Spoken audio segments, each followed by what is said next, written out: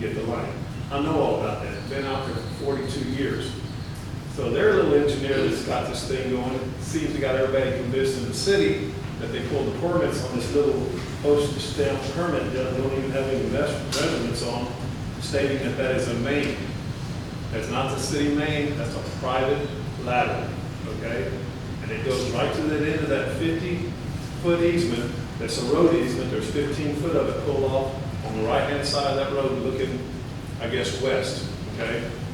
So if they want to, they were told when they first got this property, started moving in, and we started, barking about this deal.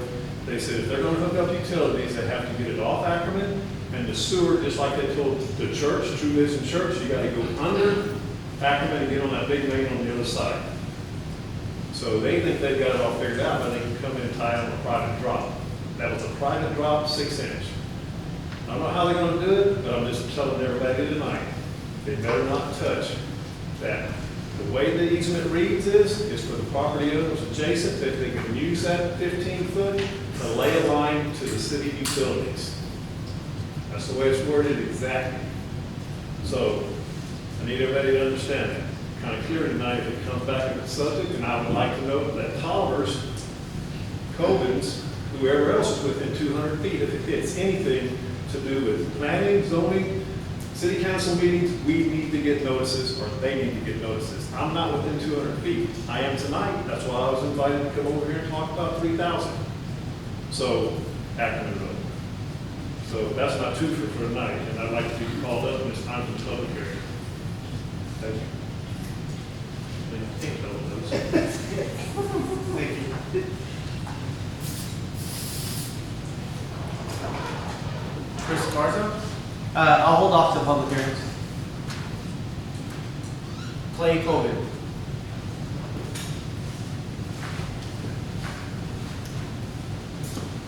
My name is Clay Coven. We have the property at 3,000 Ackerman. Family's had the property for close to probably 40 years now. We'd like to put a storage building and a whole barn and a couple of our portable buildings on property. We've applied for the permit and just let you know that we're here and we're available for any questions. Thank you. Okay. Thank you. George Colvin? I'm his dad, and I bought that property in 1984 with my uncle. We owned the property all the way from Ackerman to Benzingham to down to Candlewood. And my uncle and I were going to develop it. My uncle developed cancer relatively rapidly, so we didn't do those plans. My brother, I sold before they lived, Jeff and Claire. When I bought it, it was Brazil Creek wasn't in Kirby. That was the dividing line. Now it's been annexed. But anyway, if I could have any further questions, I would, just so y'all know about Clay. And I came out with Ann, and his wife has been doing the permit. We did build a building there, what he's applying for now, similar. In 2018, we came out and worked with Patty. Clay and I personally came out. We got a permit in 8 days. And I think Anna maybe's been working since the middle of March with Patty, and then something wasn't going through, and I said, Anna, let me come out and see that maybe, I'm not sure what's going on, but it shouldn't be this complicated. We did get another permit besides the one to build, we built a year later, and we decided not to build that building. Clay and I, we decided we were going to put it off. We didn't build it, but we actually have another permit that we did for the exact same building. But anyway, if there was anything that we did, and it seems like everything keeps coming up, Anna, this is her first kind of permit process, and working with Clay, he just keeps submitting things, and Patty's doing a good job and trying to do, but somewhere somebody keeps, it goes this, and then the next stage, and our concern is Clay's doing, and that's not y'all's problem, but if you're familiar with building costs right now, it's skyrocketing. And the longer we put this process off, his building costs are going up. And we're not doing anything that we want to be here tonight to answer any questions that y'all may have. We're not trying to hide anything. We want to be as, I'm just an open front, so we would appreciate if you really have any questions or somebody else above you or with you, or you've heard, we're here to answer. We've been good neighbors, and I will say this, y'all, if you see me around here, I don't live on this side of town now, but I come out here, and when I'm here, I pick up trash, and I go all the way, not my property anymore, I go all the way down to the bridge, or pick up trash myself. Clay and the kids, Jared's kids grew up with us doing that.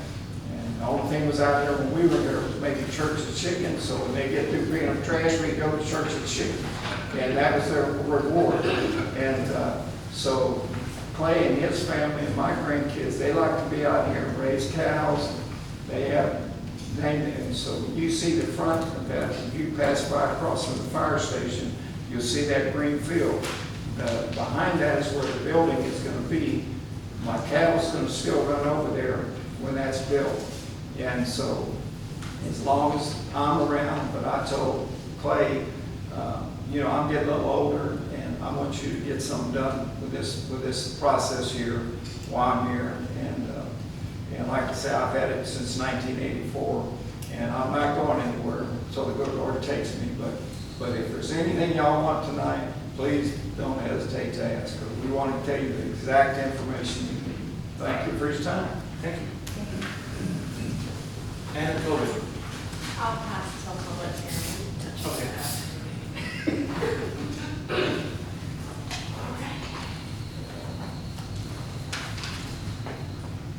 All right, we'll close the citizen participation at 6:51. 5, approval of previous minutes. A, regular meeting December 8, 2020. I'll make a motion to approve the minutes for April 2020. No, December 8, 2020. Is that how long it is, isn't it? Almost February. February. So I'll make a motion to approve the minutes for December 8th, 2020. And I'll second that motion. We have a motion to approve regular meeting minutes for December 8, 2020, and a second. All approved, say aye. Aye. 5B, regular meeting February 9, 2021, for approval of previous minutes. I'll make a motion to approve the minutes for February 9th, 2021. So I'll second that. We have a motion to approve regular meeting minutes for February 9, 2021, and a second. All approved, say aye. Aye. 6A, public hearing, no public hearing at 6:53.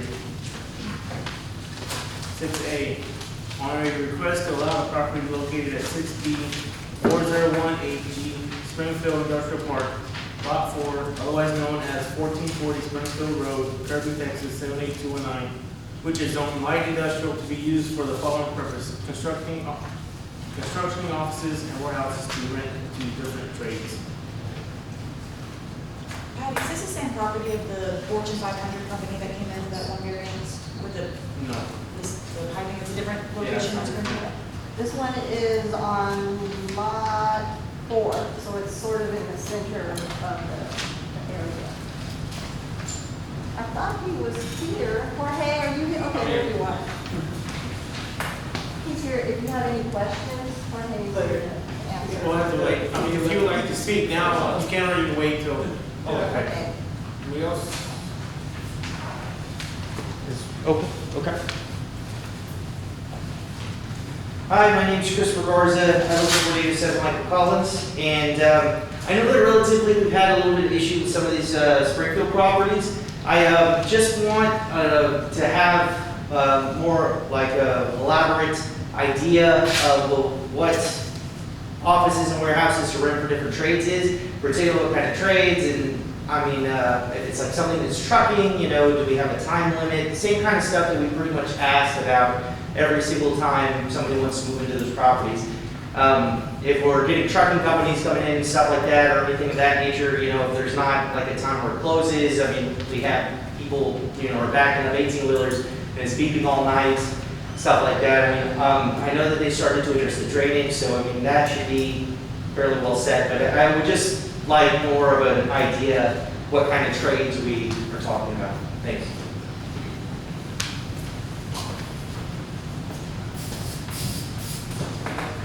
Anybody else? Okay. 6B, on a request for a variance to the zoning ordinance, single-family dwelling district R1, section 153.016, B8, maximum accessory building coverage of rear yard, 30%. Section 153.059, accessory buildings and carports, to consider allowing an existing carport located at CD 4018A, block 23, lot 13, otherwise known as 5127 Starfire, Kirby, Texas 78219.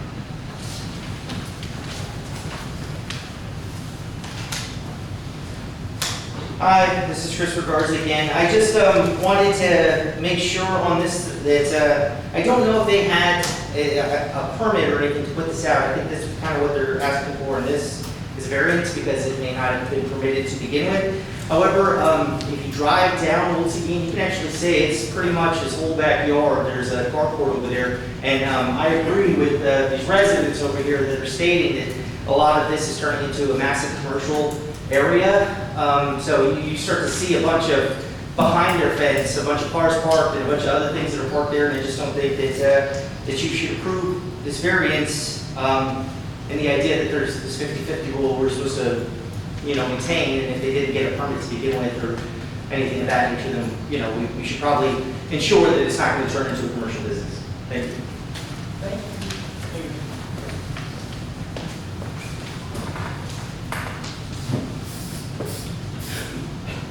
Anybody else? Sir, You can see. would you like to see my phone, my pictures? The what we see? No, ma'am. Okay, because I do have one.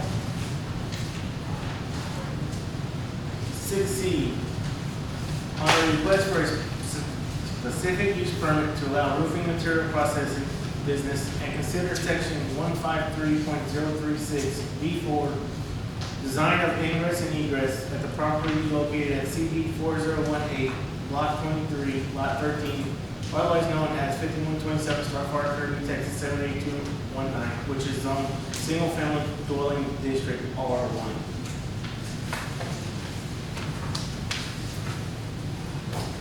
Chris Garza again. As I had stated before, I don't believe that this area should be